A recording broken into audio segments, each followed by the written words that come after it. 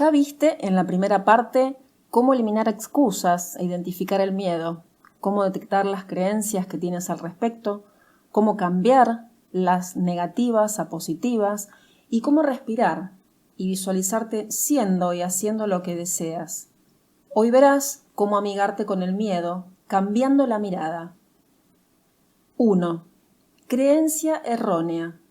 El miedo es el problema. Siempre nos hemos vinculado con esta emoción con muchísimo desconocimiento e ineficacia. Parece que sentir miedo está mal y que no nos conduce a nada bueno, por lo tanto, hay que derrotarlo. Pero si observamos con detenimiento y sin prejuicios esta reacción, como dice Norberto Levi, encontraremos que el miedo es una señal que indica que existe una desproporción entre la magnitud de la amenaza a la que nos enfrentamos y los recursos que tenemos para resolverla. Entonces, el miedo no es el problema, solo nos está indicando que existe un problema, y eso nos daría la posibilidad de resolverlo. 2. Actitud errónea. Subestimarlo, ignorarlo, negarlo, descalificarlo. Escuchamos muchas veces frases como tienes que vencer el miedo, no seas cobarde, no tengas miedo. El miedo es signo de debilidad, los hombres no tienen miedo.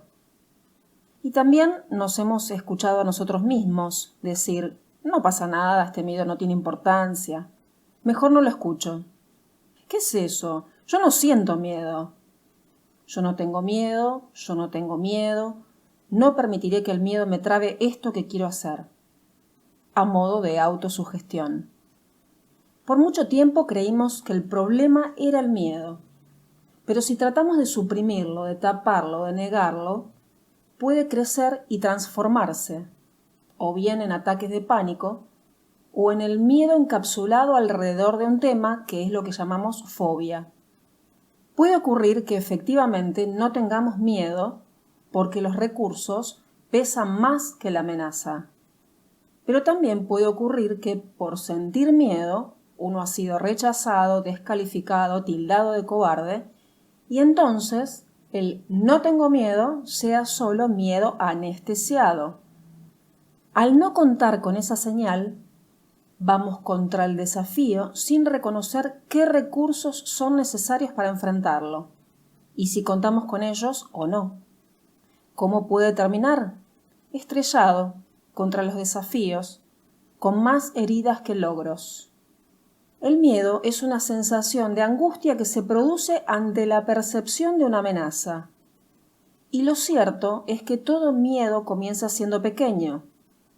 Si lo escuchas y le das la atención adecuada, lo sanas a tiempo y evitas que crezca. 3. Nueva mirada. El miedo es como la luz que se enciende en el tablero de mandos del automóvil que indica, por ejemplo, que hay poco combustible en el depósito. Todos sabemos que el problema no es la luz roja, sino que esa luz es un aliado extraordinario que nos informa de que hay poco combustible y necesitamos resolver ese problema. Por lo tanto, si hemos aprendido a aprovechar esa señal, cuando la luz roja se enciende, agradecemos la información que nos brinda y tratamos de resolver la situación que nos muestra. Detenemos el coche en la primera gasolinera y revisamos. Aprovechamos la luz roja. No la acusamos, ni la destruimos, ni la convertimos en el problema, sino que la utilizamos para resolver el problema. Imaginemos que alguien dijera cuando se enciende la luz: estoy harto de esta luz roja, que cada 2 por 3 se enciende y no me deja viajar tranquilo. No me dejaré asustar por ella. Obviamente, nos quedaríamos con el coche detenido a mitad de camino por falta de combustible. Esto mismo es lo que solemos hacer con el miedo. Como habrás notado, sentir miedo es necesario. Nos protege. 4. ¿Qué hacer? Según Levi, el miedo es un mecanismo que surge cuando la amenaza supera nuestros recursos. todas las personas tenemos distintos instrumentos para enfrentarnos a amenazas y estamos sometidos a la misma ley psicológica.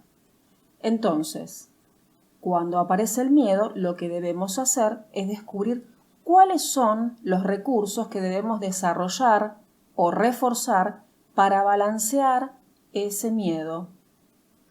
5. ¿Cómo calmamos entonces al miedo?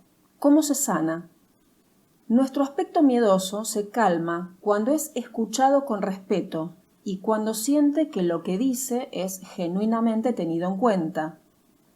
Cuando nos ponemos en marcha para desarrollar las herramientas que éste nos pide. Existe el miedo funcional y el miedo disfuncional al modo de verlas. El miedo disfuncional es aquel que angustia, inhibe, desorganiza y bloquea la posibilidad de experiencia y aprendizaje. Este es sobre el cual tenemos que trabajar. Por el contrario, el miedo funcional es aquel cuya angustia es utilizada como señal que muestra una desproporción entre el peligro al que nos enfrentamos y los recursos de que disponemos. Y además pone en marcha la tarea de reequilibrar esa desproporción.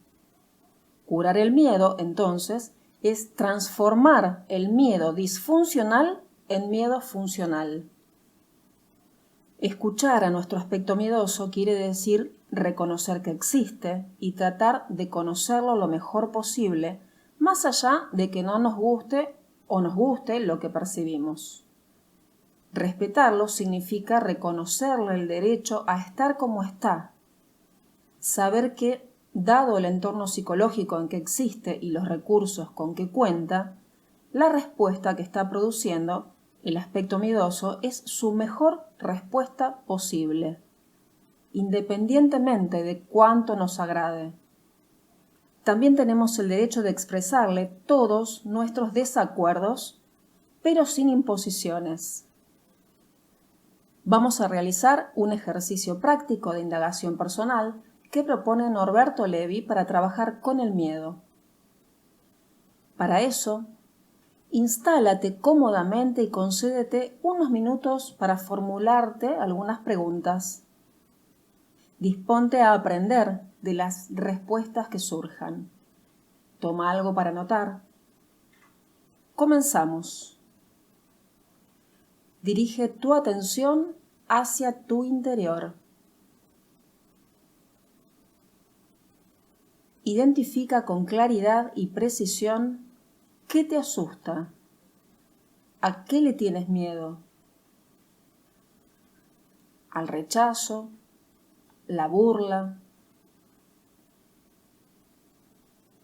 Escríbelo. Ahora observa cómo es el aspecto tuyo que siente ese miedo. Es decir, cómo es tu aspecto temeroso. Si puedes, dibuja sobre un papel o mentalmente la figura humana que mejor lo refleje. Eso te va a ayudar a percibir mejor las características de tu aspecto miedoso.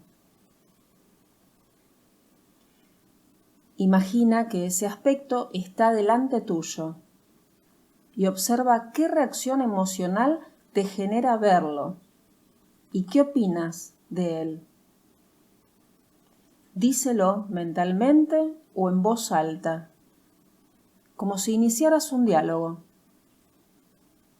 Al hacerlo, estarás encarnando el papel del evaluador interno del aspecto miedoso. Una vez que te hayas expresado desde ese rol, imagina que puedes ponerte por un instante en la piel del aspecto temeroso. Nota cómo te sientes al escuchar lo que el evaluador interno le dijo. Fíjate además qué es lo que necesitarías recibir, tanto en palabras como en acciones. de parte de tu evaluador interno para sentirse genuinamente ayudado a crecer y fortalecerse. Continúa este diálogo interior todo el tiempo que necesites, hasta que ambos personajes, que viven adentro tuyo y son parte de tu personalidad, recuperen el vínculo de cooperación eficaz que les corresponde por ser miembros del mismo equipo. Sobre todas las cosas, recuerda siempre que estás constituido por los dos. Norberto Levi nos aconseja tratar de familiarizarnos con ambos aspectos nuestros para darnos cuenta en qué momento actuamos desde nuestro aspecto temeroso y cuándo lo hacemos desde el evaluador interno, analizando cómo es la relación entre ambas partes. Cuanto más solidaria y cooperativa se hace esa relación, más se disuelve el miedo disfuncional. En la medida en que nos vamos ejercitando, el miedo recupera su perdida dignidad original y vuelve a ser la valiosísima señal de alarma que es.